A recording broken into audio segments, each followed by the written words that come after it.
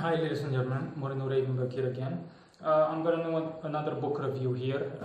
This time it's going to be on a book called The Drawing Down the Spirits, The Traditions and Techniques of Spirit Possession. And the authors of this book are Raven Caldera and Kenas Filan. I was friends with one of them. I used to have them on my Facebook friends list. Kenas Filan, I used to have him on my Facebook friends list. But no more, of course. Okay, that used to be the case. In any case, again, this video is another book review video. I read this book. I bought this book on Amazon, and I bought the paperback edition, the paperback version, and I read the book. The book is a thick book. Okay, it's a really big book spanning a lot of pages. And again, the name of the book is Drawing Down the Spirits, The Traditions and Techniques of Spirit Possession by Kenas Filan and Raven Caldera. I also left a review on Amazon, a short review, since I purchased it, but I'm not sure if I really did do so, or either that or I was planning to.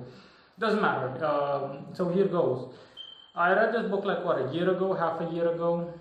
I read this book because I wanted to learn how to become possessed by a spirit. I basically wanted my Lord Samael, my patron, I wanted him to take control of my entire physical body, and in an effort or an attempt to absorb as much energy from him as possible and other related benefits. Unfortunately, that did not work out because I am unable to do so. Okay, I'm an invoker.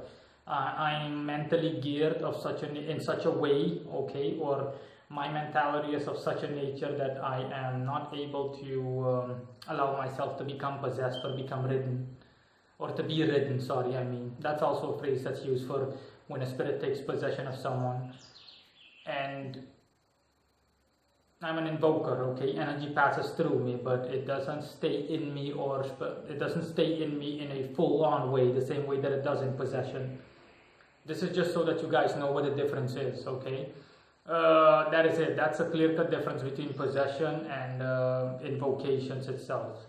Okay, even right now, I have their energy flowing through me, and their energy affects me and shapes me directly and influences me to become in a better way.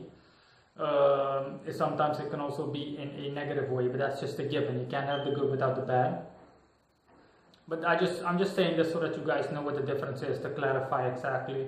But that's not possession, of course. Okay, that's an entirely different thing.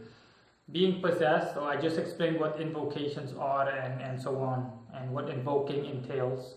But being possessed is something different entirely. Okay, when you're possessed, you have no knowledge of, generally speaking, have no knowledge of being possessed. You won't remember what happened to you because the spirit that possessed you has taken control of your entire body, your entire physical body. Your soul, or you, astrally, are just being shoved aside for a second, to put it that way. And that's pretty much it. That's what possession looks like. Okay, and generally speaking, there's also a form of possession I've heard in which you are self-aware, but at the same time it will also take a heavier toll on you mentally. I've been told in the past, or I was told in the past. But again, we're not going to get into that now. General possession, when people say that they're possessed by a spirit, those are the general characteristics, okay? Generally speaking, when you're possessed by a spirit, then you can't remember what happened and all of that. That spirit takes complete hold of you and control of you, physically speaking. The rest of this video is going to be pretty short because there's not a lot to say. I read this book, Drawing Down the Spirits, and unfortunately I was disappointed, okay, because I was looking for an instructional workbook, a how-to manual, okay, a manual that simply teaches me that how to become possessed by a spirit. But that's not the case, okay. The authors simply talk around all of that, or better said, write around all of that. No offense meant to them. In that regard, that book is an excellent book, but it's not for people that want to, like me, that want to know exactly how to become possessed. It's not an instructional workbook. The authors simply talk about a bunch of things: the history of possession. They list numerous examples. They draw from their own experiences.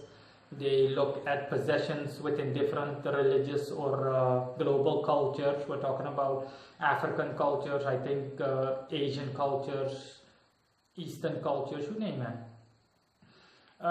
Those are the things that the authors those are the things that the authors delve into detail. Okay, those are the things that they talk about in detail, and they simply also discuss what a thingy looks like. Okay, what a traditional African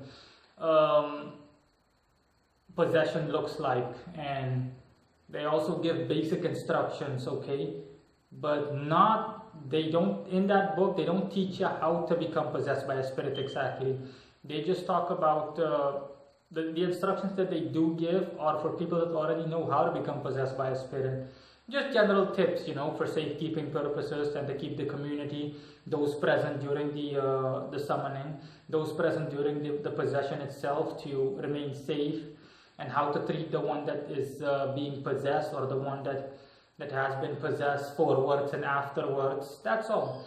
But no instructions whatsoever for people that want to know exactly how to become possessed by a spirit. So know how, what, the where, the why, and so on spirit possession. No, it's not an instructional workbook.